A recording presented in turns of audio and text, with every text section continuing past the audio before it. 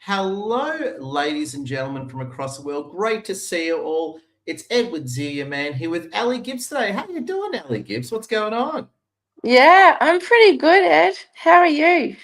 Good. And you tell me you're in the process of moving house, hence you're doing this on your Yeah, mobile phone. yeah. My computer is all packed away because I've actually got an open day today.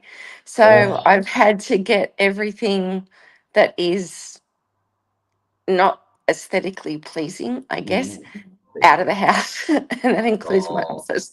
So, yeah. so Well, yes, I gotta say thank you for joining us on such a high stressful day for you. I know the feeling, and wouldn't a miss big it. thank Yeah. And we've also got Lara Arden in the waiting room who's just coming in. Lara Arden, welcome. How are you today, Lara? What is going on? Awesome, thank you. It's great to be here, Ali. I'm kind of with you. I'm streaming live from my balcony from my new place. That's very empty at the moment because I haven't moved in yet, so I'm halfway between. It's a Oh, great feeling, isn't it, Lara? We love this. Yeah, yeah, limbo land. yeah, all you ladies are upgrading. You're all busy upgrading. I like it. It's You're all Yes. upgrading. yeah, it's true. As Yeah. you get more successful, you need a bigger place and a nicer car. That's how it goes. And a nicer view. And more Yes. lavish holidays. More lavish Yeah. Oh holidays. yes, please. Yes, please. I'm up for that. There, there you go. No, as I say, a big welcome. Great to see Lara and Ali with us. Now, today's topic, well, I might have some more other panels coming as well. Today's topic's a really good one. It is International Women's Day, so happy International Women's Day to everyone out there. And the key theme is give to gain. Now, I want to add to that. We're all very good at give to gain. I think anyone on this panel, anyone watching, is very good at the idea of give as gain. That is, when you develop an abundance of mindset and you give to people, you get a lot in return. So I think we're all pretty cool with that. So I want to add a few elements to that as well for our discussion to sort of take place. Is that I actually want to check in on how women's empowerment is going, because I think in some ways it's going really well. In some ways it's not so well. So we're here to talk about, we're not here to be toxically positive. We're here to be realistic as well, talk about what's going down. So without further ado, we're going to start with Ali Gibbs. Ali Gibbs, firstly, Mhm. I'd love to get your thoughts on how women's empowerment is going. How's it going in your world, and how do you see it tracking? Well, in my world, it's pretty good because I don't necessarily focus on women's empowerment, even though it's International Women's Day. I don't always just focus on the gender. Hmm. I am about empowering people. Good. So for me, it doesn't matter. So in my world, it's pretty good.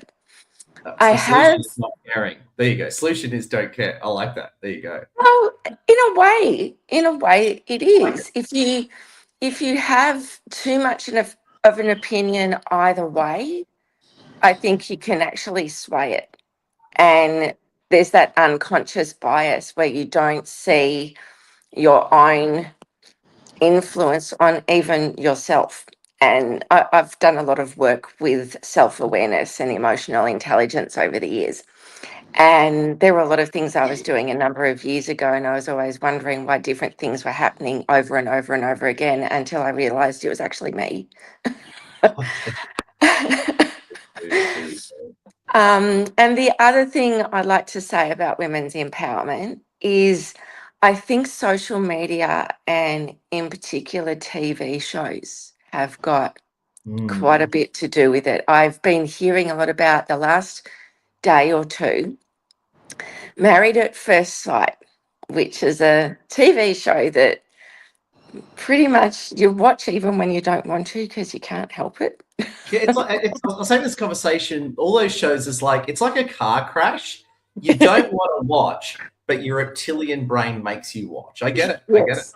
Yeah. It's like eating Yeah. McDonald's. You don't want to do it, but You your can't help it. subconscious overrides you, make you just shove it in. It's like Yeah.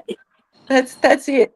But one of the things I'm finding that was a shift from what some of the earlier episodes and earlier seasons were is now they're focusing on the women being the villain.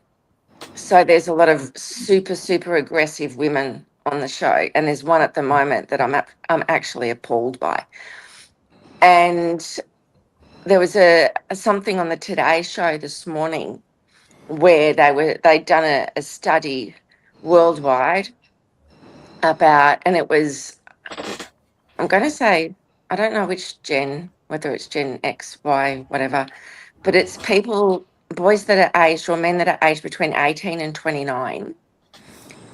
They did a survey and they're actually regressing and saying that they think that their wife should obey the husband and that shouldn't be too confident or too independent or too this or too that. So when we're talking about female empowerment, I think that we also need to make sure that we're having a look at whether or not we're doing damage.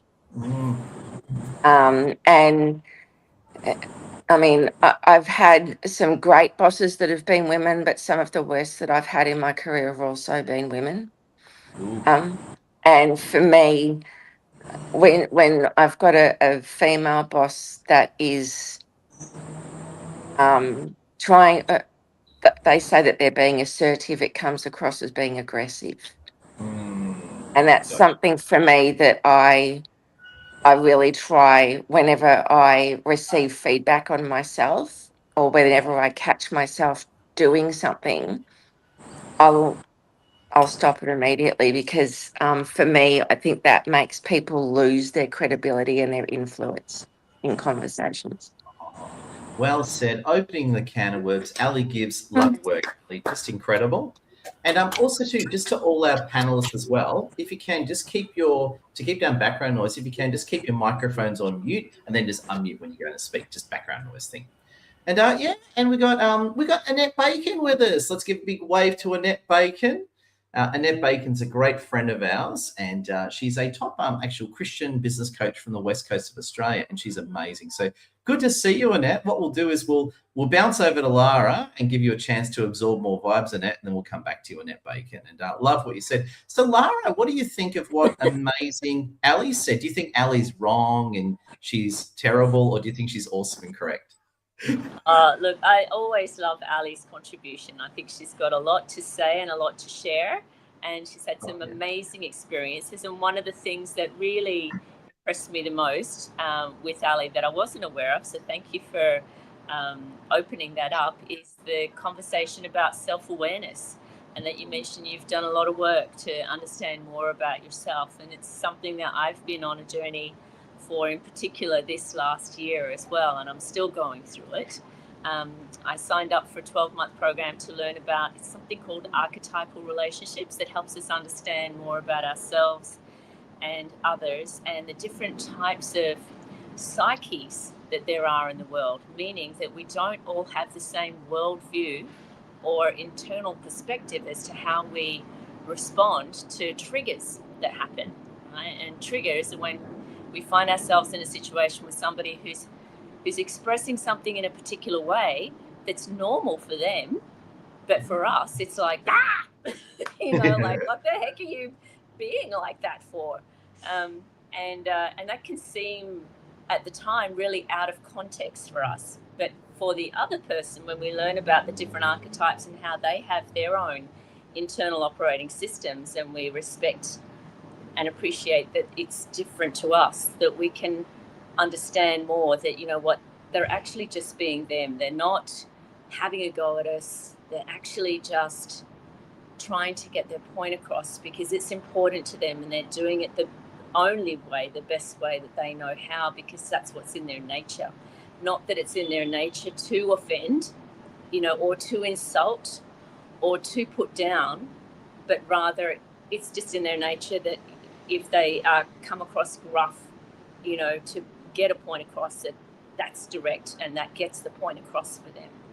So it's been an interesting journey for me, learning, yes, more about myself, but actually learning more about and having a deeper respect and appreciation for others and how they roll, because it helps me understand that, the village or society has different archetypes because we all have our different strengths, right?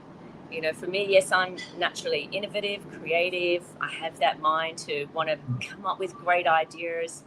But just because I'm full of great ideas doesn't mean I have necessarily the best ideas. There's others who've already done a lot of thinking like that too, and they've been able to figure out, well, I know that this idea is great, but also that one doesn't work, that one doesn't work, so they can go, from the outset, well, out of all your ideas, I know that this is the only one worth pursuing because none of the others will really work in the end, because they're built for efficiency, whereas I'm built for creativity.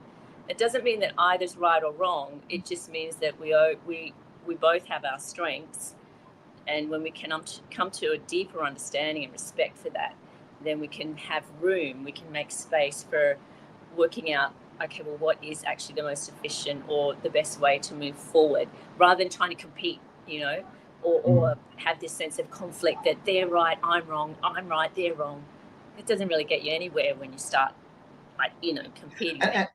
And I think you get a lot of rage bait as well, where I was watching a bit of rage bait last night, actually, where you get a lot of rage bait, which is women have done this, a wife did this to her husband, a husband did this to their wife. So I think you get a lot of that, as Ali was saying, that sensualization that really deliberately puts people together, is designed to make you angry, to get you to engage with that content and like and comment. Yeah, and I think you almost said into it that as well, it's hypersensitivity. Yeah. But really, is hypersensitivity something that's designed, like inherently to move us forward, or is it designed to protect us? Because don't forget, as human beings, our number one psychological predisposition is that fear is a bad thing. For something though, for some people, fear is the thing that makes them run towards danger because they want to keep everyone safe. So is fear a good thing or a bad thing? It depends on the context. And that's the thing about being situationally aware, is that we remember that, sometimes fear, when people are running towards danger to protect others, is actually a good thing. So we don't want to always be too quick to reject, every bit of feedback that's coming to us, because sometimes it's actually for the greater good. Yeah, it's like a good term I've heard lately, especially women's empowerment, is the term toxic positivity, which is like where people, and unfortunately women are prone to do this, which is tragic, is that where people create positive spaces around them. And whilst that sounds good on the surface, the darker side of that is you're just being surrounded by yes people in an echo chamber. So if you're doing something wrong or stupid, there's no critic to say, whoa, wait a second. I don't think you should drink a bottle of wine every night. I don't think it's a good idea, right? Yeah, not like, you go, girl, you deserve it. It's that type of thing as well. So I think you're totally spot on. I love it. Thank you. And just on that note, it reminds me of a Facebook post I saw recently that a friend shared with me. I'm still locked out, but anyway, another story. They shared this post, and I was able to see that this guy was saying, be careful with ChatGPT, because sometimes it can be a bit of a yes tool. And that's great, if you need encouragement, but be mindful that, if you actually want to move forward intelligently, right, in what it is that you're doing or strategically, it actually helps to have the ruthless mentor, actually give you the lowdown. Okay, is this actually going to be what's best for me? Yes, it's one way, but is it the best way? And if you can ChatGPT to be also your ruthless mentor in, okay, well, is this idea actually going to be, the most viable, the most profitable, the most beneficial, or both the most benevolent for everybody concerned? That's when we're really getting a sense of balanced centeredness that, okay, maybe this is the best way. Because we can do a way or we can do the best way. And don't even start me on ChatGPT. It's also got a far left political bias as well. But we'll hold back the right-winginess just for the moment. So there we go. Can we go for Lara Arden? Just incredible. Lara Arden. And just for your reactions, we got Jennifer Natal with us. Welcome, Jennifer. It's Karen Clark's birthday today. Yeah, so happy birthday to Karen Clark. I think it is today. I think it's actually, I don't know if it is today, but she is celebrating her birthday weekend. So make sure you all say hello to Karen Clark. So love it. So next, let's bounce over to the diehard and indefatigable Annette Bacon. How are you, Annette Bacon? What's happening in your world? Oh, wow. I'm so glad to be here. And what an amazing conversation already. Thank you so much, ladies and Ed. I think, even though it's International Women's Day, and we're celebrating that usually over a few weeks anyway, I think, it's important to have these conversations so that we can continue them and see action and change. And I agree. I think, well, there's a lot to be celebrated. There's also a lot that is still, we're just not there yet. We never arrive, right? So that's the first thing, right? So there's not an end place to be, but to be in a better place, I think we still have, a lot of work to do.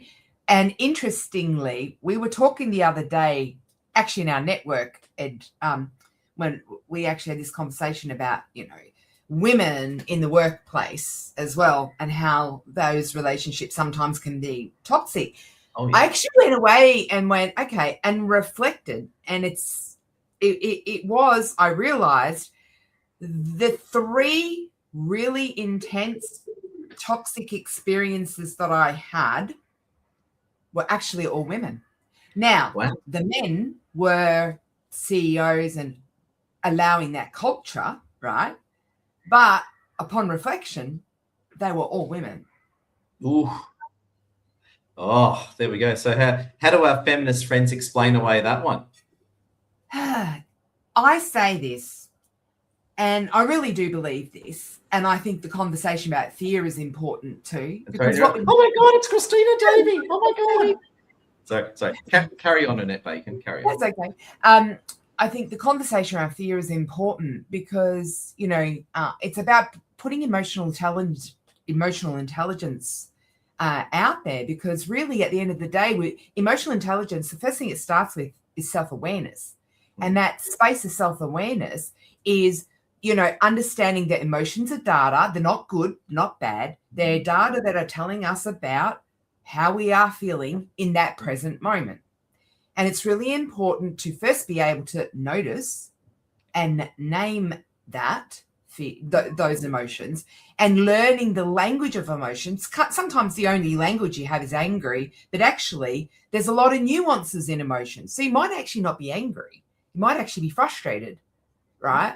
But it's because there are so many nuances. Sometimes we'll say we're angry and then we almost talk ourselves into this higher emotion of anger, because actually, no, we were really just frustrated. So I think it's really important in that process of emotional intelligence, the first part, that self-awareness, it's not just noticing, but it's then being able to name that to the best that we can, that is accurately describing how we're feeling. And I love what you were saying, Lara, about, and then it's recognizing the context and how I'm going to respond.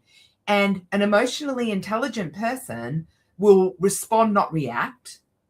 And when you respond, that means you're responding in a healthy way. You're responding in a way that is appropriate for that context. And I think one of the challenges that I have in the workplace, in my experiences and in business, but in particular when I was at work, is that we are still in very masculine energy, masculine dominated industries and work environments. And I think a lot of the fear behind that motivates women often is, the fear of being rejected, not being good enough. And then when you're in the workplace, when you're reacting out of that fear, then it becomes, you step into that you step into the reaction of, well, I need to keep myself safe, and therefore I'll step over whoever. I will do whatever it takes to get up the ladder. I will do, and it's not a very feminine energy response either. So I think that's the challenge that we have, is that we're in those work environments because those women, that culture was created by the leadership, and the leadership were probably, it was community services, so it was kind of equally men and women, but the CEO, HR, and the CFOs, they were all men. Yeah. And it was just a very toxic and aggressive environment. So upon reflection, yes, that has been the case. And it's sad, because I think as women, we have this beautiful way of bringing that empathy and bringing compassion and bringing creativity and innovation, all those things into our work environment. But sometimes we can be our own worst enemies to ourselves and to each other. And I think that, to me, balancing the scales is how we are balancing the scales with each other just as much as it is. How are we supporting? Are we mentoring? Are we encouraging? Are we creating safe environments, or are we contributing to that toxicity and that really unhealthy environment? So I think it's about how we're balancing scales with each other. Oh, well said. Go for Annette Bacon. Annette Bacon, just incredible. And also, too, big wave to Christina Davey. If it's all good, Ali Gibbs has to go soon. She's got an open house today. So Ali Gibbs has to go in a minute. So if all good, we're going to go to a closing monologue from Ali Gibbs. So there you go. Ali Gibbs has got an open house today, which is very exciting for her. Ali, I know you got to go soon. Hit that unmute key, Ali, and tell us what you think. A closing monologue. Oh, man. Yeah. Any reactions before you have to run off and get ready for open house or whatever? Well, I actually, listening to Annette just then, I actually agree with a lot of it. As they say, the fish rots from the head. So if it's bad at the top, it's bad all the way through. So yeah, good call. It's definitely, that's where it starts and that's really where it finishes. It's all about what happens at the top. I think for me, my closing sort of statement and everything would be, as women, we all have different experiences in life. Some of us have kids, some of us have family members that we look after. Some of us have no kids, no family members, but pets. We're all different. And I think that we all need to appreciate what everybody brings to the table and make sure that when people need support, male, female, older, younger, that we do what we can to help get that support and pay it forward. It costs you nothing to be kind. And if you can be kind to someone and make their day, that's what they're going to remember you for. They're not going to remember you for all of the tiny little things you did, but they'll remember you for the kindness that you showed or the unkindness that you showed. Well said. Can we go for Ali? Ali, thank you so much, my friend. Totally based, Ali, and love your work. And good luck with the open house today. I hope you fetch a nice price. Let's cross fingers, toes, eyes, everything.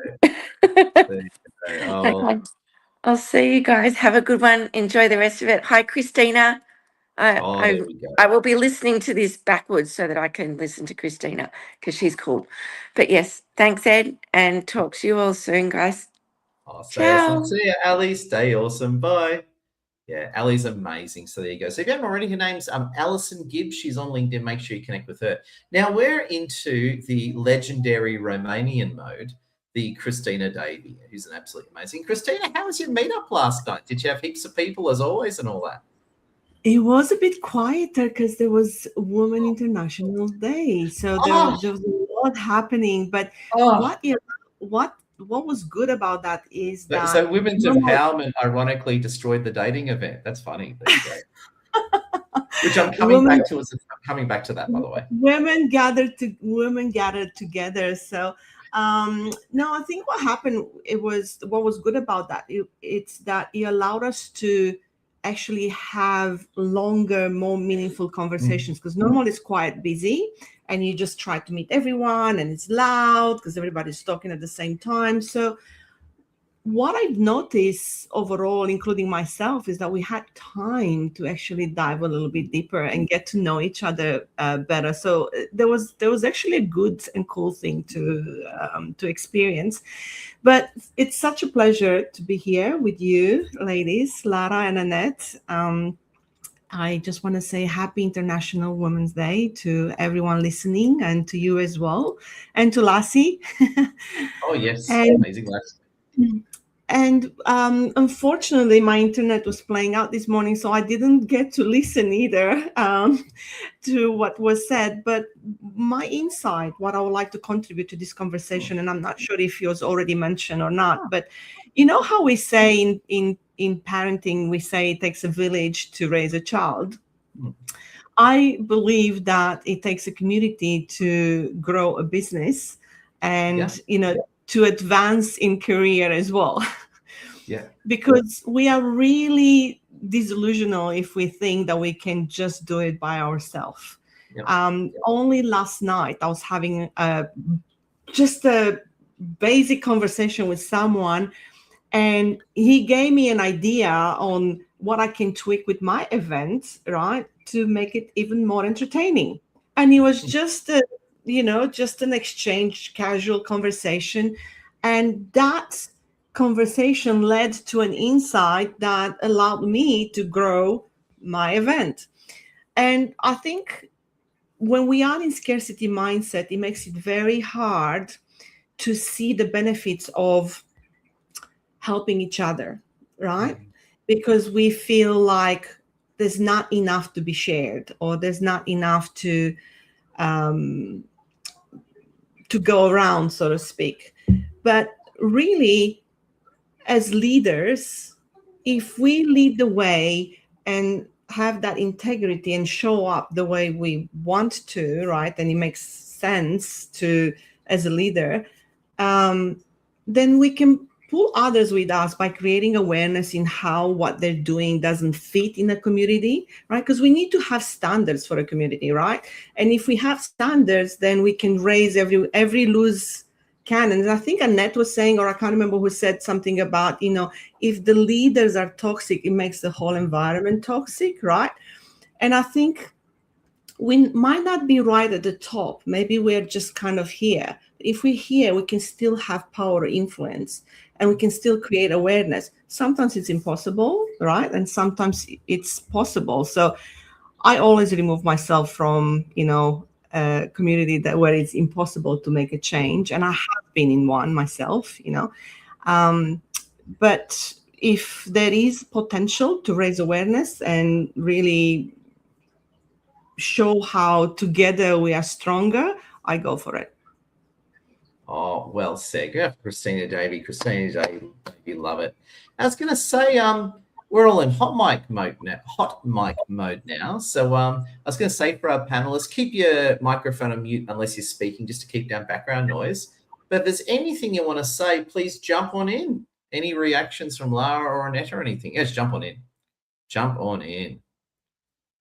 Okay, yeah, and I'd just love to say thank you so much for pointing all of that out, and for Annette introducing this idea that, the fish rots from the head down. Yeah. Because I think when it comes to being in community and being in relationships, that it's important to, like, you started to hint at it. I noticed, Christina, when you helped us recognize that sometimes you've got to know when to step out, all right? Because the community's it's too toxic and it's not going to help you move forward. So I came across this amazing post the other day. The author's name is Derek Hart, and he talked about, and I'm going to say in communities it will be the same. He talked about in relationships how to know the difference using discernment, whether a relationship is hard or whether it's wrong. Because there is a difference, right? And communities can be similar if we're wanting, the greater good for the community to work forward. So what is the difference between something that's hard and something that's wrong? And what I got out of the article when I read it is that when a relationship or community is hard, what that means is that it's hard because there's different points of view, right? And sometimes they may be in conflict with each other, but in healthy ways, because what that means is that, each person has the freedom to speak and to say what they think is important for them. And then as a group, they're able to recognize what is the one next best step that we can take together that will move the mission, or that will move the relationship, or will move the community, whatever the objective is, it'll move it forward. Because if you are in a relationship or community where, by contrast, you try to, make a suggestion about, look, I think this is something that would really help, and the other person's, continually blocking it, and they're not allowing that other perspective to be seen and heard to contribute to what could move things forward. That's how we can tell the difference between something that's hard versus something that's wrong. And I just love that you raised that, because I think that, that post that I came across, that discernment of how to know when something's hard and it's worth persisting in versus something that's wrong, and, it might be time. you know, to realize that I've done as much as I can do here. Yeah, incredible. Love it. Go, Christine. Yeah. Oh, I love that, Lara, about knowing what's, you know, when it's hard and when it's wrong, because where I got to in my career in those environments was there was a time where I felt like it was hard and I needed to push through. But I love the discussion about, because I got to that point. I mean, I was constantly asking, should I stay? Should I go? If I stay, how do I stay in this space, and why? Why am I here? So for me, where I can now put that lens of what you've just shared about the difference between hard, how to tell hard from wrong, would be, as I was in those environments, I think it is important. What was important for me was I did have some spheres of influence. So I think that's what you were saying before, Christina. Sometimes you might not be at the top, but you might be in a space where. So one of the things that I would do was be responsible for the culture I was creating with my team. Now, and sometimes I'd have some wins in that space, right? And other times, just because ultimately at the end of the day, senior is senior and the culture is going to be whatever, right? But there was a point where it was hard, but it was worth it to do that, because in that space I grew so much. I grew in my understanding about, I grew in boundaries. Oh my gosh, I had developed the language of boundaries. And started to really, so for me, part of that push was my growth zone, shall we say. But then once it started, now I'm sort of going, okay. And as I got to the end of that and I've moved on, when it was just wrong was when it really started to have that impact on my physical and mental health. For me, things my health just went down time. And then I really started to struggle with those boundaries, not at work, believe it or not, but the boundaries for my own health. So to me, then I'm now thinking about that and going, and that was when it became just wrong, and I had an exit plan and I left.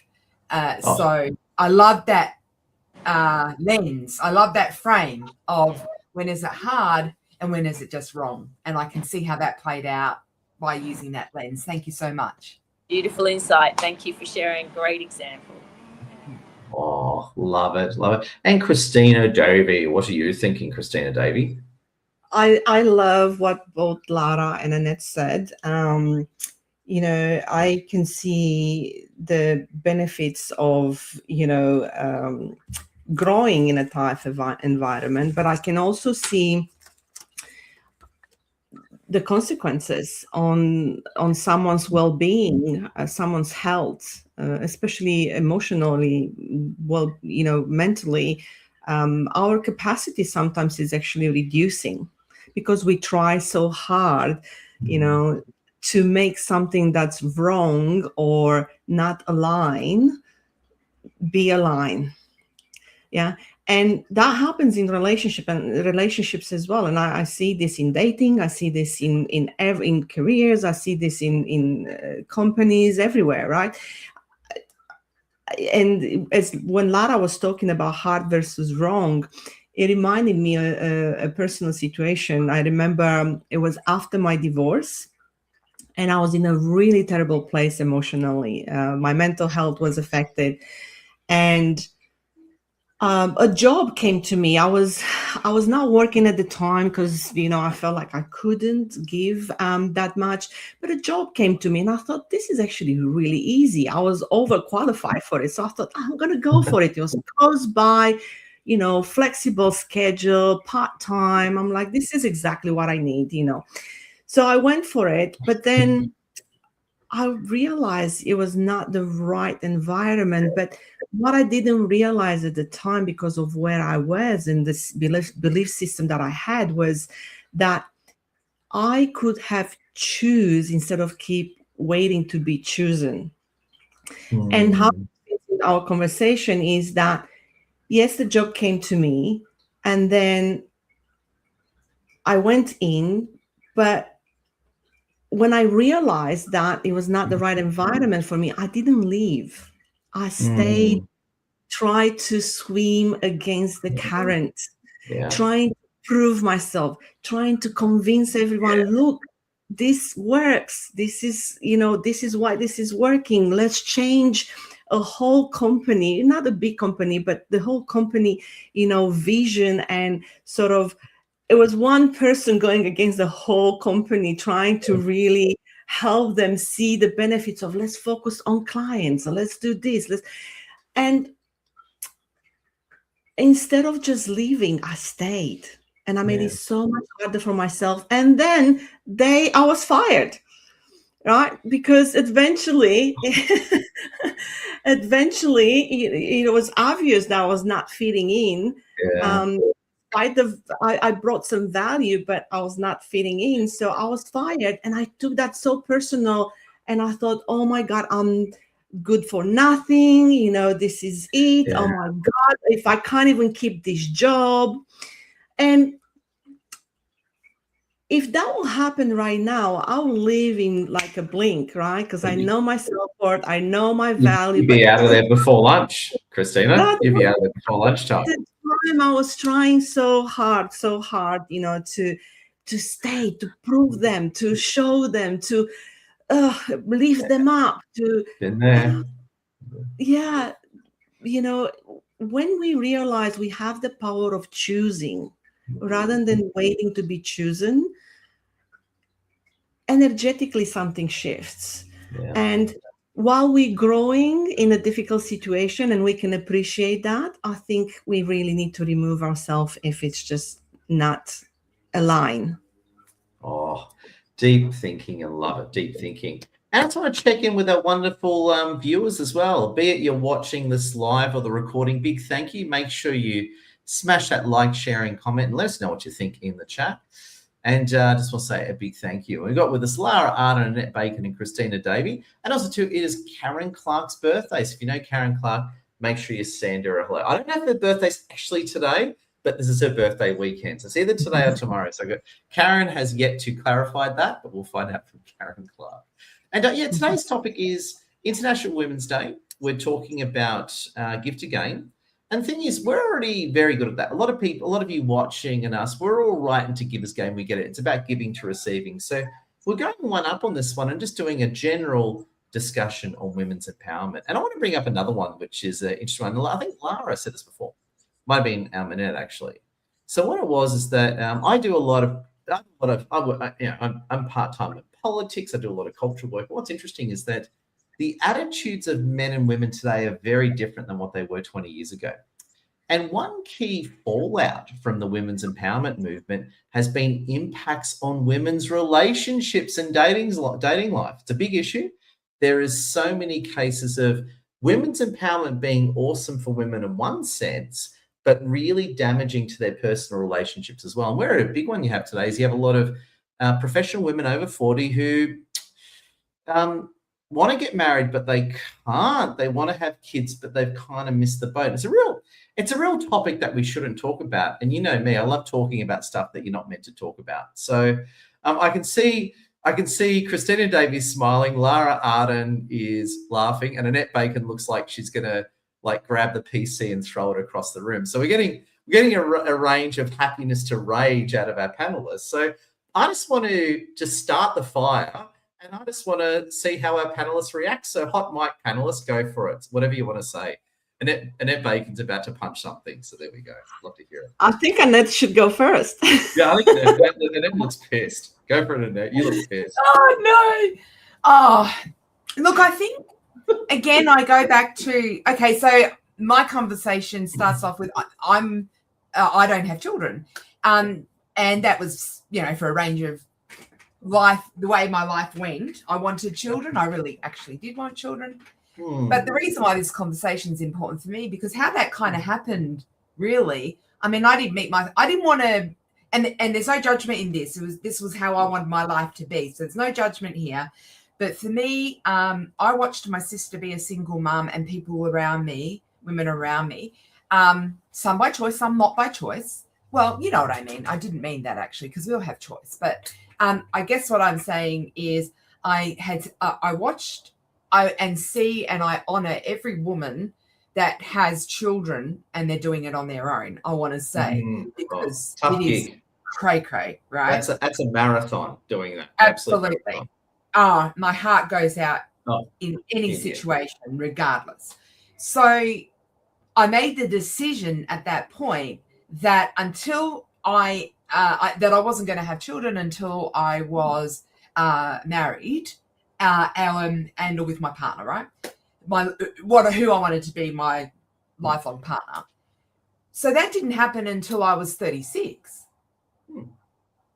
So, and I enjoyed and loved in my career and what I was doing in that. I was very much in the early stages of my career, but I was just loving, I loved what I was doing. I loved my life in that space. I was at uni as well. And so I was just loving all of that. So that was fine. But then when I got into 28, 29, I used to almost have anxiety at my birthday because in the back of my head was that little time clock going tick, tick, tick, tick, tick, you know. But I didn't want to be focused on that. But I absolutely hated turning 28. I hated turning 29. I hated turning 30. And then when I got into my 30s, I kind of shrugged it off a bit and just went, you know, life is whatever it's going to whatever happens. So I think the hard part about, I think for women, the struggle is we feel like we have to do it 100% in everything that we do. So we either have to be 100% in our careers, 100% a parent, 100% a kid, or it's, you know, and then when we're doing multiple roles, because we end up multiple roles. Actually, Annette, can I react to that? I'll let you. Yeah. I just want to jump in and support what you're saying. This is actually one of our themes I want to talk about too. And this is where women get absolutely screwed. And I think women's empowerment's partly the cause. You know that expression, you can have it all, right? I hate it. Absolutely. I'll give you an example, right? And I know I'm a dude, is, you know, as you know, I was really fat and unhealthy about a year ago. I go to the gym every day for about an hour or two a day, right? To look like this. I know a lot of women who are older than me, right? I'm pretty old, that are at the gym and they look amazing, but they're at the gym 2 hours a day. And I was having this chat the other day. How can you have a full-time job? How can you raise a family? And how can you go to the gym 2 hours a day? And how can you do all this? You can't. I think I just want to support you. This whole you can have it all, babe, I think is one of the worst things that ever been said. Back to you, Annette. What do you think? No, I agree. And that's my point, is that we feel like that we have to be super mom and we have to be super everything in all that we do. So we're setting ourselves up to fail. And so you have to be a CEO, a successful mother, and a weightlifter and a marathon runner. And I noticed this expectation is not put on men, it's just put on women. No, I agree with that. Only women have, and this is where I think women are getting totally screwed by the system. I agree. And I recently had a guest speaker on my show, Her Secret Success, Veronica, amazing. Jump on YouTube and go and watch it. It was amazing. But one of the things that I loved about what she shared in her career was she started to learn when she had her children, for instance. Behind that, she had a career in teaching. And when she had her children, she said, I said, I want to be able to be and focused in my motherhood. And to do that, I needed to let go of my career. I'd got to a certain point in my career. She said, and then I raised my 6 children over, some of them are boys, and she raised her 6 children in that space over a 10-year period. She did for longer than 10 years. But in that first 10 years, she just spent her whole energy and time and focus of that season in her life. And then as the kids were kind of getting a little bit older, she still was involved in community and started to sort of build networks in communities and stuff. But it wasn't like she was trying to be all things to everything. She said, in this season of my life, I'm going to focus in that space. And I think that's one of the most powerful things we can allow ourselves to do, is to recognize what is the season in our life, Yeah. and not try to be all things in everything, but be the best something we can be and focus our energy in one or two things. Yeah. And then we don't set ourselves up to fail. Oh, that's absolutely based. Annette Bacon, amazing. I'm going to call you Annette Based Bacon. There you go. Based. There you go. Actually, I say base as a real thing. Base bacon sounds like, you baste the turkey, you put that nice olive oil, herb essence. Yeah. So based bacon. There you go. Lara Arden and or Christina Davey, jump in and react. And I got to say, big shout out to Annette Bacon. That was raw and based Annette Bacon in the zone. Wasn't it? Wasn't it amazing, Lara? Yes, yes. Always love it. Love the bacon. Based. Based. Look, and I think you're right. And Ed, going back to what is this cultural cry that, that's been thrown out there. You can have it all. Yeah. I agree. You can have it all, babe. I've heard this crap for years aimed at women, and I never bought into it, but now we're seeing the fallout of that crappy cultural idea. Exactly. Well said. Yeah. So one of the things that I've noticed about myself as well is that, and I was probably raised to be like this because I have a mother who's the same. So, if I had a middle name, it would probably be Independent because I've learned how to do things on myself, which is great. I mean, I can do a lot of things, right? And I'm pretty competent in many things. At the same time, I've also had 4 marriages. I don't know that I can claim competence, or excellence when it comes to marriage or personal relationships. I'm still learning that. I'm still getting there. So, but no one can say you weren't trying. There you go. You certainly. Well, it's not like you're giving up. You're like, my marriage failed. I'm going to try it again. I'm going to show them how it's done. So no one can criticize you for not at least trying. No one can criticize you on that one. I get the award for being the biggest try-hard. Yeah, you got to try. You got to try. It's like, I lost, but I don't care. Let's do it again. I like that. I admire that. Actually, That's admire it. that. Yeah. Sucker for failure. Yeah.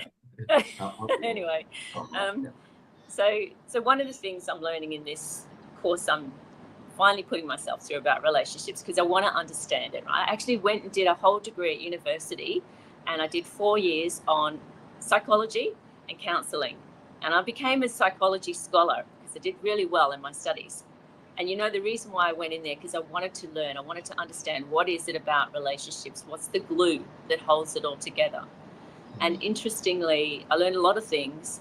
And it's only since I've started doing this course, which is 9 years after I finished my degree, this archetypal relationships, that I've started to realize it's less about independence, which is me thinking I can do it all.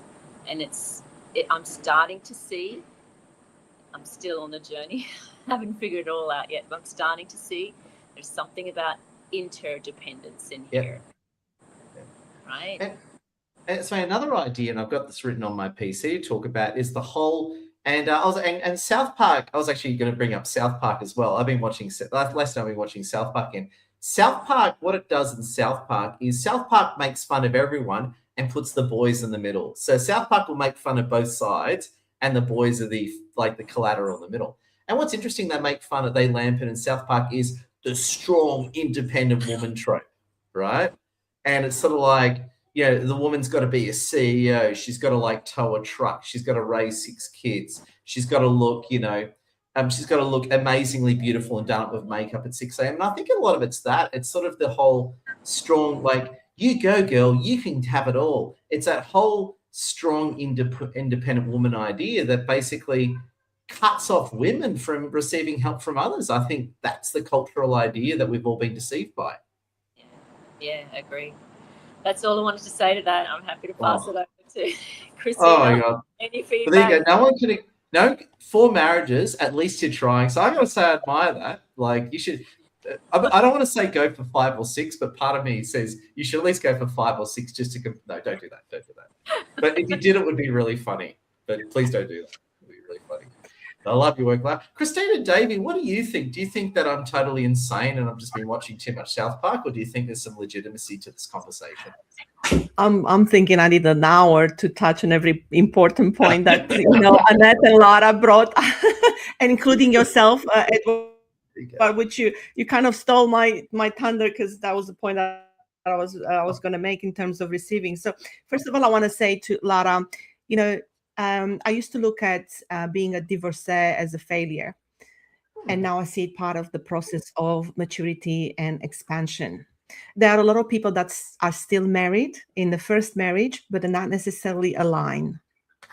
So I don't see the number of marriages or relationships as a failure. I see it as part of the process of expansion. We match sometimes based on who we are at the time.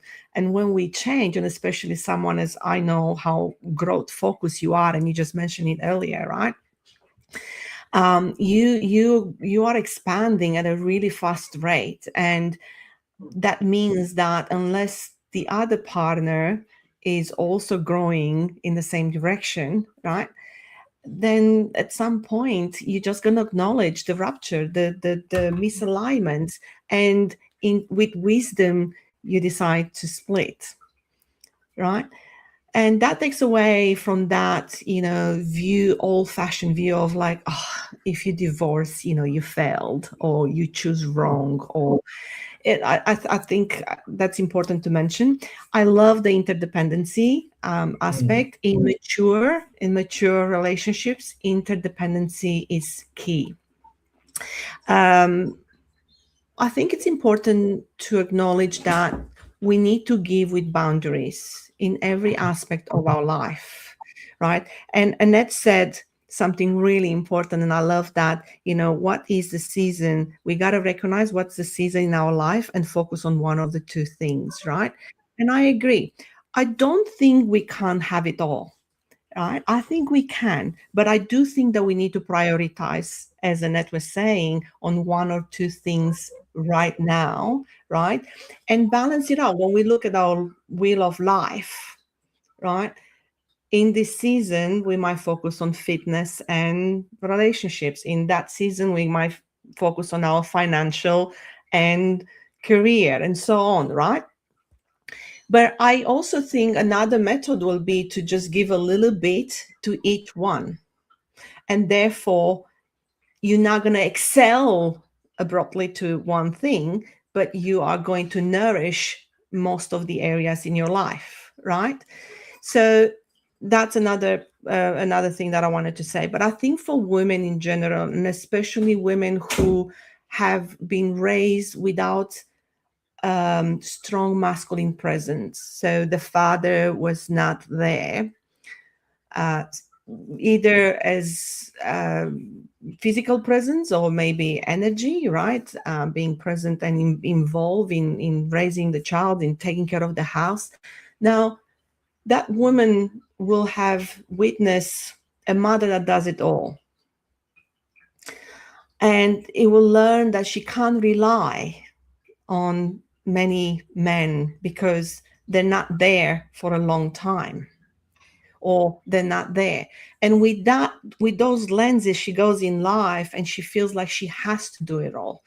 I have to be this, and I have to be that, and I have to be that, and I have to give. Because if I give, then people will give back.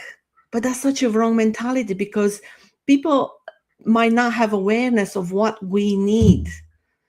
And our responsibility is to let them know and express what we need, not in a pointing, blame, criticism, but in a, I love it when you do this. This makes me feel so good. And this opens the door for receiving more of that, because the warmth that comes with that expression allows for the interdependency in a relationship. And then men also need to allow themselves to express what they need from the woman, because she's a woman. She might have absolutely no awareness about how a man is built and the view of life perspective from a man. Men are so misunderstood, and so are women. So unless we try to really get to know the psychology of men and women and understanding, I love that Lara was doing, the studies to do that, because she realized, all right, so this is not working the way I want, so I got to do something about it. And understanding archetypes makes a whole of a difference, because we show up in our life or in our relationships from specific archetypes. If we show up as a mother from the mother archetype, or the CEO archetype, or the celebrity archetype, or the temptress archetype, we're going to have a very different dynamic, okay, in our relationship. But if we know to alternate and use the archetype that's aligned with the circumstance, then we're going to have a much healthier relationship overall. Oh, totally based. Love it, Christina. Love it, love it, love it. This is just cool. I guess we've delved totally into the rabbit hole today, and gotta say it's amazing. And just checking in, we're talking International Women's Day special, Give to Gain, and that's what it's all about. And all the ladies, Lara, Arden, Annette Bacon, Christina Davey, Ali Gibson was on earlier. It's all about giving to gain. And I've got a few ideas. We're going to finish up in the next 5 to 10 minutes. But as you know, I've got a nice, beautiful aluminium PC, and with this pencil, I actually write on the PC itself my talking points. Then I use a wipe to clean my PC afterwards. So I got so many good points from all this, but I absolutely love it. But where I want to sort of finish our discussion, this brings it on, is what empowerment actually means. And I'll set up the conversation, let our panelists react. So as you know, I'm quite into politics. I'm obviously quite right-wing in politics. And I was having this chat the other day about women's empowerment from a left-wing point of view and a right-wing point of view. And someone actually said to me, Ed, I know you're in a women's empowerment. You give a totally different view on it. So if you jump on my LinkedIn, it's women doing martial arts. It's women doing weights. It's women being successful. It's self-defense for women. It's basically all about women becoming strong and beating people up. Whereas I'm not into the victim stuff. You know, I'm a woman and the patriarchy and the men are doing it. I just can't stand that. And a lot of the women and a lot of our women followers, and thank you, a lot of our lady followers, they're the same. They don't like this whole victim narrative. So I'm into women's empowerment from the viewpoint of making women awesomely tough and powerful to achieve what they want to do. Arguably, it's a masculine view of women's empowerment. So I just want to throw that out there to finish our discussion, because I might be totally wrong. I might be a misogynist, as Julia Gillard would say. Anyone remember Julia Gillard? You know, I remember Julia Gillard, because I'm a misogynist and will provide compensation. So anyway, enough about politics. I want to open our panelists. What do you think? Is Ed a complete old sexist Arab guy, or does he have a point? What do you ladies think? Go for it. No one's interested in responding. They're like, I ain't touching that, Ed. No? Okay, I hear you. I'm happy to go there. I think it's a topic worth exploring from a couple of points of view, all right? So what came up for me when you talked about, the importance of victimhood and not falling for it. Yeah. Okay, so I don't know if I've shared this before, but I've been a victim in my past. My last marriage ended with IPV, intimate partner violence. And he set fire to the house with me in it. Right? So sorry, Lara. I didn't know that. So sorry to hear it. Praise to you, Lara.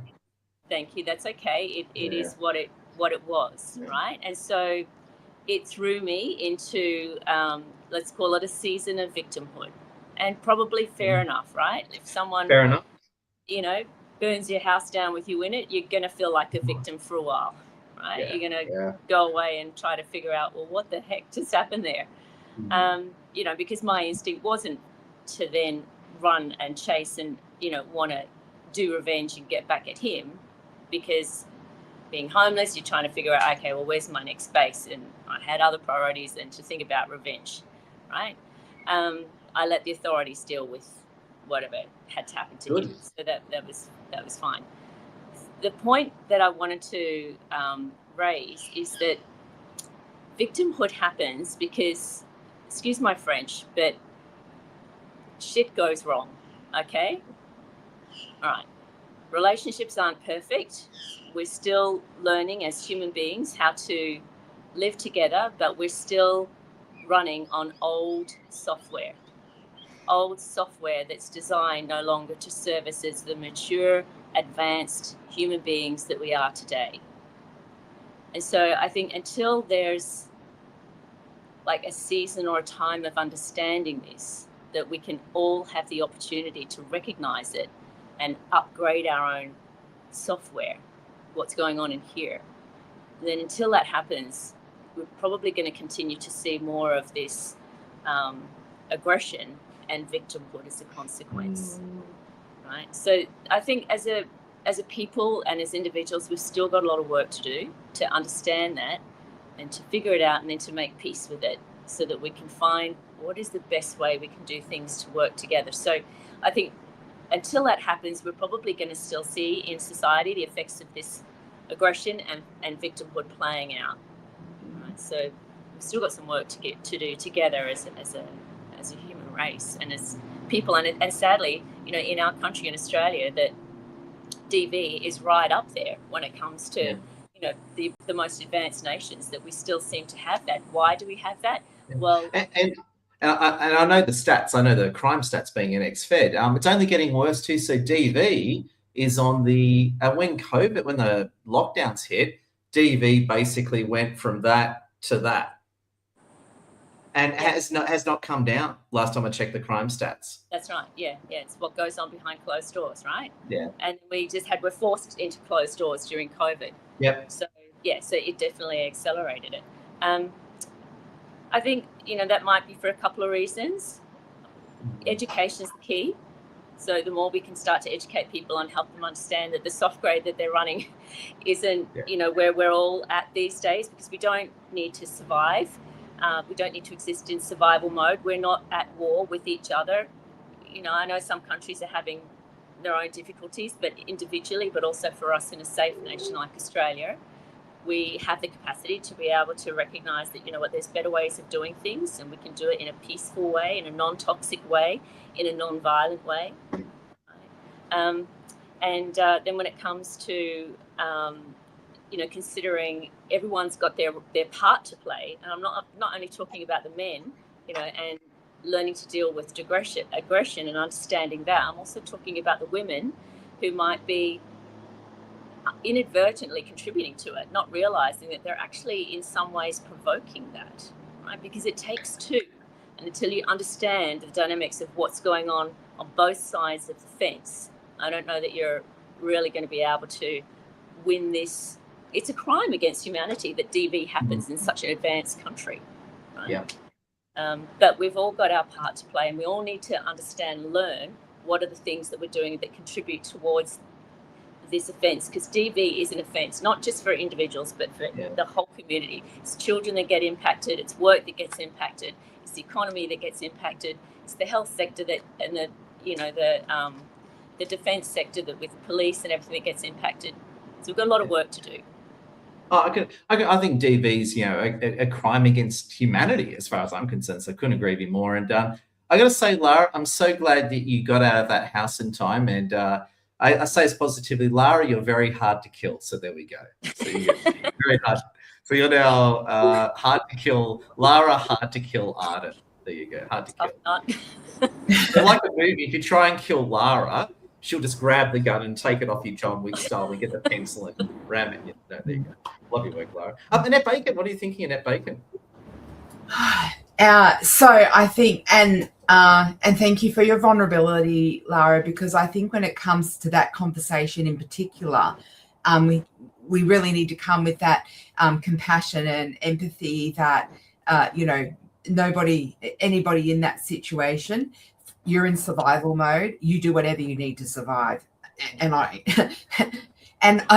probably shouldn't say this, but, I know that there has been, that sometimes it gets that violent, there's death, right? Because that is what it took to get out. So I think that there's no judgment in anybody that is in that situation. I think I love what you were saying, Lara, about, I think it's important to recognize that we just sometimes what happens with that fixed mindset, because once we are in that victim kind of mindset, it's when we're being very fixed in, and I think there's a place for when something because like you said, stuff is going to happen, right? Crap happens, it just does. That is life, that's humanity, right? We're going to have the good, bad and ugly, and that's going to happen. So I think it's okay to sort of have that space where you are processing that event. I think that's the most important part of this, because it's okay to be angry. It's okay to grieve. It's okay to, and I think, but, and there's maybe a time for that by yourself, but I think that should be as short as possible, because I feel like when you're going through that situation, whatever it is, that challenge and that event, if we don't process that event, what starts to happen then is then we start to shift in a lot more fixed, and then we start to get more of that victim mentality starts to come up, because then we just can't see a way out of that space. And then I think it becomes very very it's not just unhealthy, it's just completely detrimental.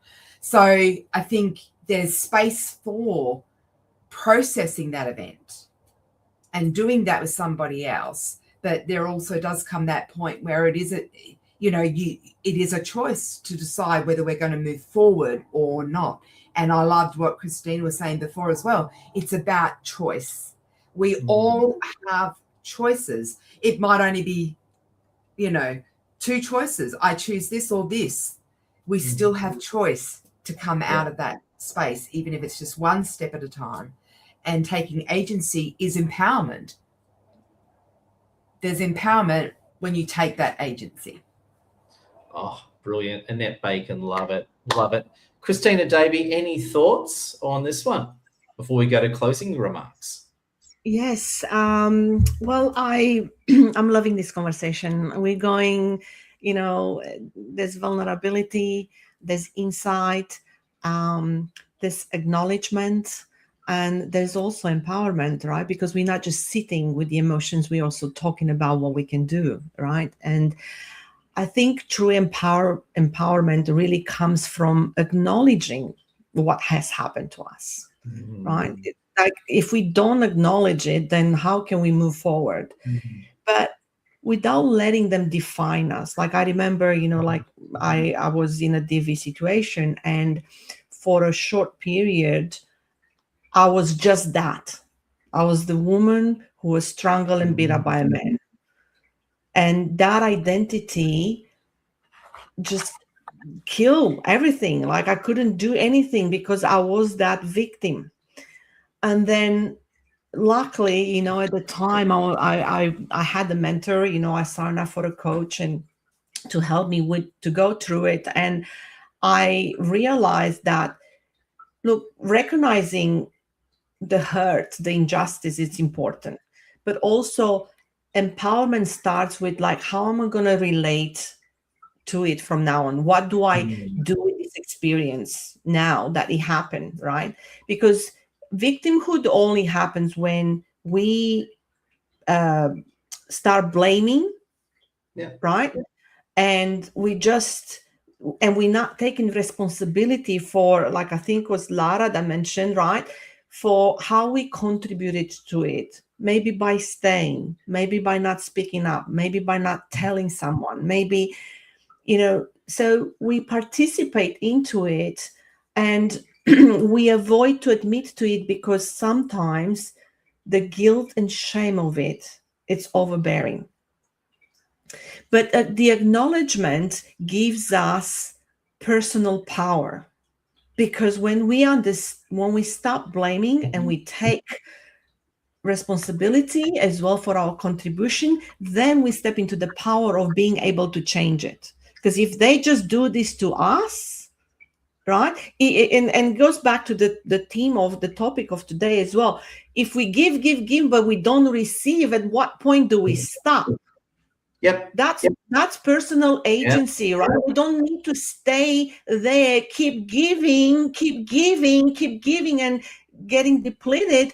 We gotta, take responsibility and stop at one point and have boundaries that actually allow us to build a new identity. Not just that over pain and, suffering, but that over like, I'm going to get myself out of here because I know I can. And we can't do that when we blame others. We Oh. got to take the responsibility so we can step back in our power, because then we have ways, we can find solutions, we can find access resources.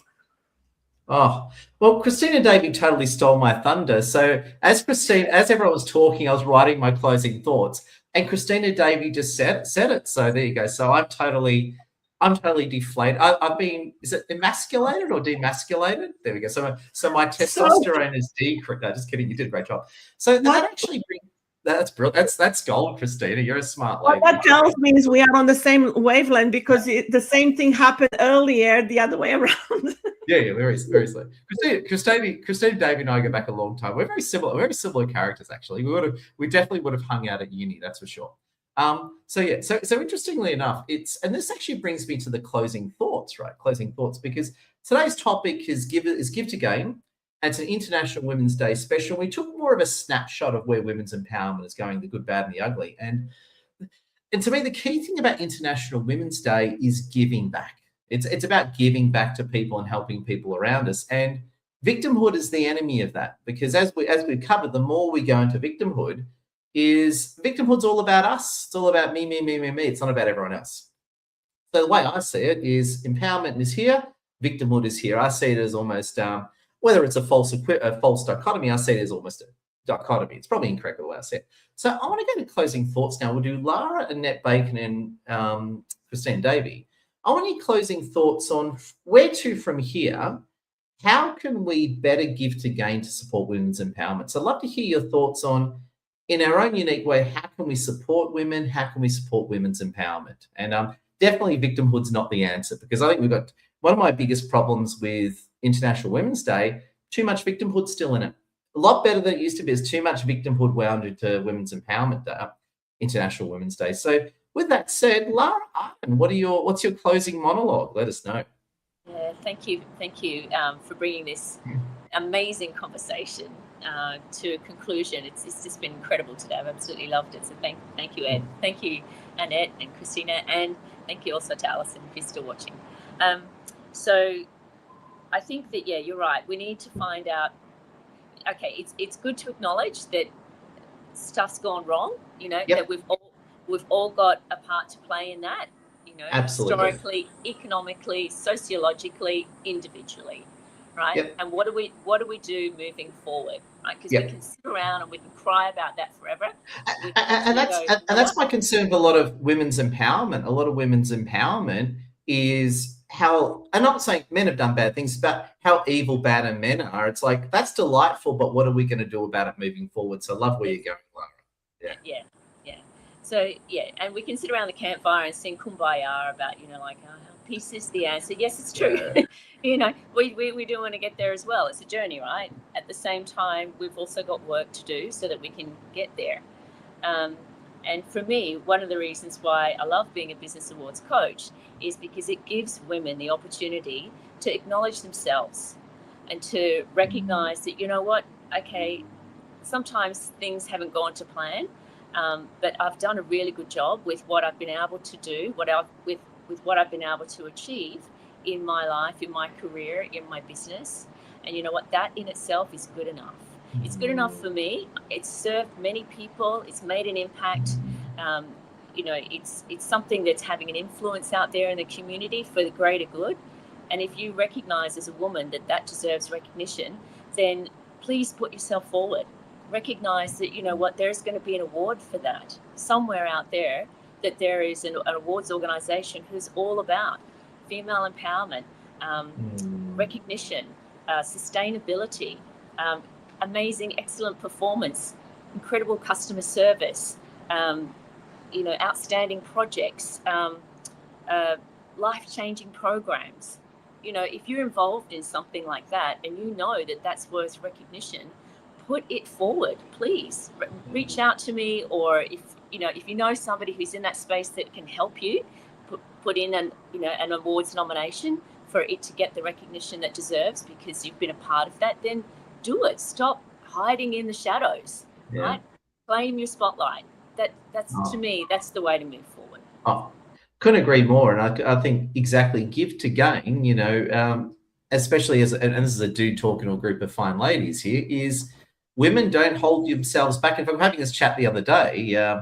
What is it? A woman will be 95% qualified for a job and she won't go for it because she's 5% not. An idiot man like me will be 5% qualified for the job and we don't care, we'll do it. So I think it's those sort of attitudes as well. That's it. Love it. Oh my God. Lara Adam, round of applause. Lara Adam, please connect with Lara on LinkedIn. And also, Lara, you are based in Brisbane, aren't you? In the beautiful, based in beautiful Brisbane. So connect with Lara. She's got clients all across Australia and she's based under the tropical sun of Brisbane, Queensland. So make sure you connect with Lara on LinkedIn. Big thank you. Annette Based Bacon, you are the... What's on your mind, Annette? I'd love to hear your closing thoughts on Give to Gain and International Women's Day and the rest. And and look, I say to everybody out there, you need to connect with Lara and have a conversation around awards, because I agree. I think it's about providing a platform to celebrate. Because what I would say is this: be the change you want to see in the world. Yes. And Yes. I think, to me, that's the crux of empowerment. If we go in, it doesn't, whatever is happening, when it's hitting the fan, whatever's going on, if someone's in that space, how would you want somebody to be with you? Would you want them to make space? Would you want them to be compassionate? Would you want their empathy, right? So be that to people that are around you.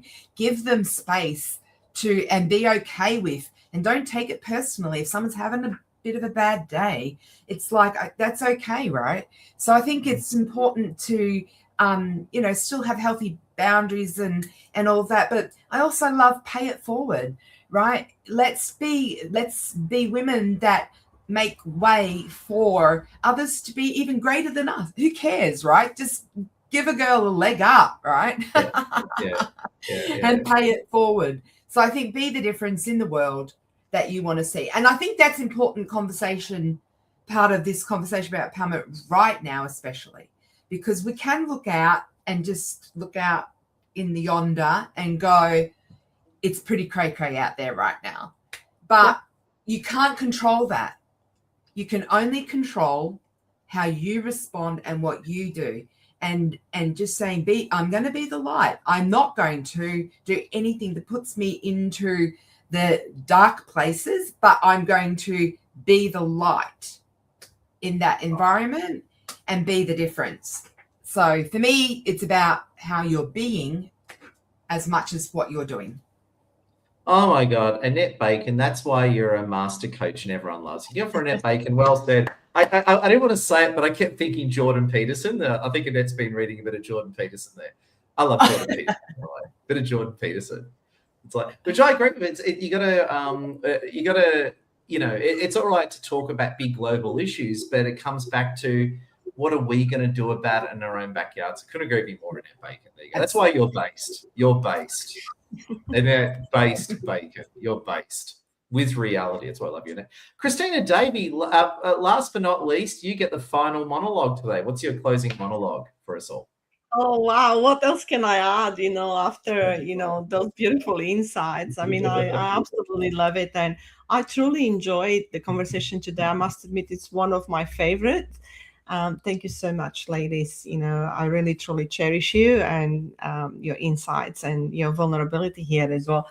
So I really think it's important to, because we are talking about empowerment, I think it's really important that we encourage women to speak up, to trust their voice, to trust intuition, and to trust their own discernment.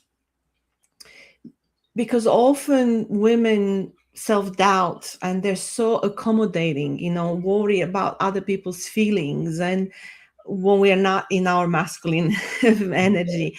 And so you're saying that women need to become more like dudes on this issue? Because I agree on that point. There you go. Actually, just be more authentic. Yes. Right? Just be more authentic, because when we are authentic, then we are speaking the truth, right? We are talking, about, I I think having the courage to speak about what we intuitively know is a skill that needs to be practiced. And look, silence speaks in a language that others don't understand. So if we keep quiet, they're not going to get it. They're not going to know what's happening in our internal world.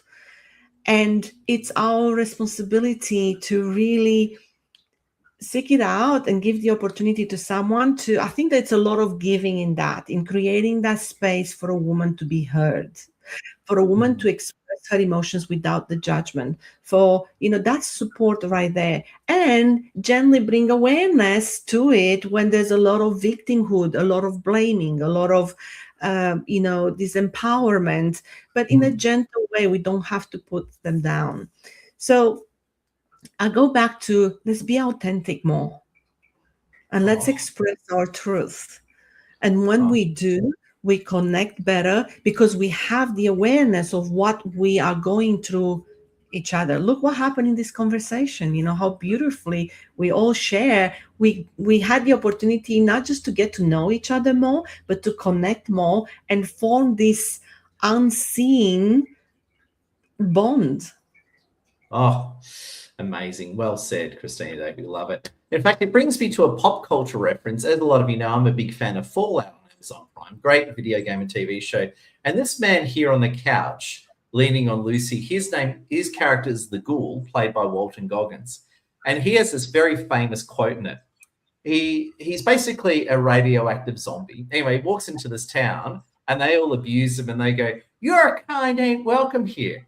And he sort of walks in like the Clint Eastwood tough guy. He's a cowboy, right? And he goes, "Well, if I ain't welcome, looks like I better make myself welcome."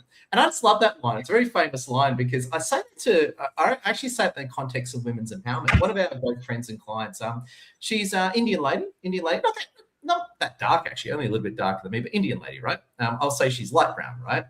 And she was talking about the racism and shit she's got in her life on LinkedIn. And it's amazing. Like, she's like a CEO. Anyway, I left this big comment quoting the Ghoul, basically saying, well, if people don't make you welcome, if people won't make you welcome, you got to make yourself welcome. And the comment was so popular, all these women jumped on it and agreed. So I say this to women, right? If you're in a place where you're not welcome or you're being put down, well, it's time to make yourself welcome. Then it's time to push back on the forces around you. So do you think does that sound good to you, Christina? Do you agree with that sentiment? I think so. And they can suck it. There you go. It's a masculine. And choose is like with discernment. Is this the right place for me? Because you might try to make yourself welcome in a place that you're not going to thrive. So what's the point? Yeah, that is true. And that's another counterpoint too. And this is a very good for gift again. There's no better way of protesting than closing your purse/wallet and walking away. That's better than it's better than any debate you can have. You just close your wallet/purse and you walk out the door or hit that LinkedIn or Facebook block key. There we go. Love it. Love it. Well, we've had a sermon today. I reckon next time we're going to come in holy robes and we're going to bring Jesus into it. So there we go. In fact, Annette Bacon, you can do a sermon next time. There you go. So before we go, are there any other thoughts from anyone? I can anything you want to say, Lara, Annette, or you guys good? Anything else on your mind? Please. I just feel there's something more from Lara and Annette to come. Yeah. I'd just like to say, Ed, thank you so much for helping the conversation around International Women's Day take a new direction, because I gave a speech in front of 500 dignitaries probably about 3 or 4 years ago now. Oh, wow. And cool. And it was a big focus on DV, and and I was asked to share my story, which I did, and I recognized that that it's had its season, all right, and there was a time and place for us to be able to stop and look at that in the face and see it for what it is. But then we've got to be forward. We've got to be brave to take the next steps and go, okay, well, you know what? This isn't all it is. There's more. Let's keep striving forward and let's work out the way so we can do that together. Oh, pleasure. And I love it, Lara. And I feel that Annette Bacon has a closing thought too. Annette Bacon, Annette Bacon has this sort of angry, pissed off look, which is awesome. I love it. It's like, I love it, Annette. I love it, Annette. That's why I like you. You're a hothead like me, Annette. I love it. Oh, that's so funny. Because what I said to myself this year was, if I'm not welcome, then I don't have space for that. And you're talking my language, Annette. I love honestly, that. And I do agree. There's a part where I go in. So if I go into a space and, whenever I'm networking and going out and about, sometimes I think to myself, there are times when I've gone, oh gosh, I've got to put my game face on, right? Because I'm going in, and depending on the network that it is. But I had a situation where someone had asked me to go with them to a particular network. It wasn't one that you told me this one. This is good. To normally. You told me this one. It was really good. Yeah, you told me this one. And when I went in there, oh my gosh, it was just crazy. And I think the thing about, and that's another conversation, but the thing about networks I found is that those that haven't kind of evolved, there are some very masculine energy type of networks, and it's just all this like go, and it's like targets, and you're getting trained, and they had stoplight system, and it was like you got green if you had achieved this amount of referrals to somebody else. And I remember sitting there going, oh my gosh, this is not my space whatsoever. Yeah. And then when it was kind of my turn to speak in true Annette Bacon form, I don't just let that slide. Were you like, whatever, I'll do what I want? Were you and I said, what happens to me? I don't fit any of those. Whatever, I'll do what I want. Were you like that? Whatever. And I just said, because they said, could you, tell us about, I said, well, I hadn't done any of it. Yeah. So where does that leave me? Whatever, I'll do what I want. Dead silence in the room, and they just moved on. I love it. Yeah, there you go. So I think it's important to go in and just, call it for what it is. If it's not your space, if it's not your tribe, then just say thanks, but no thanks. Yeah. Close up the purse, you're not getting my money, and walk out the door. Annette Bacon. I love that story. Every time you tell that story, I love it. It just gets deeper. So there you go. I just wish I was there watching Annette Bacon. I don't want to say too much because I don't want to give it away, right? But it was. Yeah. Don't worry. I'll find out afterwards, and I'll put a post up on LinkedIn about who it was. I know who it was. You don't have to tell me who it was. I know exactly who it is, but we won't say it. There we go. Because they've already threatened me once with legal action. We won't get there again. So lovely work, everyone. Great to have you all with us. So we've gone overtime today, but quoting Annette Bacon, whatever, I'll do what I want. I don't care if we were going overtime because I felt like it, because these ladies are great. So remember, International Women's Day special, empowerment starts with, I'm just doing a quick wrap. Empowerment starts with us. Starts with the person in the mirror. Victimhood's great for a short time, but what are we going to do next? And it's all about giving to gain. So remember, two things. Give to help other people, but also at the same time, don't empty yourself up that you become drained as in a shell as a result of it, which I did over a year ago, which is not recommended. So there you go. Give to gain, keep winning. And remember, make sure you connect with Alison Gibbs, who was with us earlier, Lara Arden, Christina Davey, and Annette Bacon. Also, too, as an honourable mention, Annette Jordan as well. She couldn't make it today, but Annette Jordan, who's a great friend of ours from Sydney, has joined the panel as well. So stay tuned for Annette Jordan in the future. So friends, stay awesome. Love your work. Thank you for tuning in, and keep up the great work to the boss lady.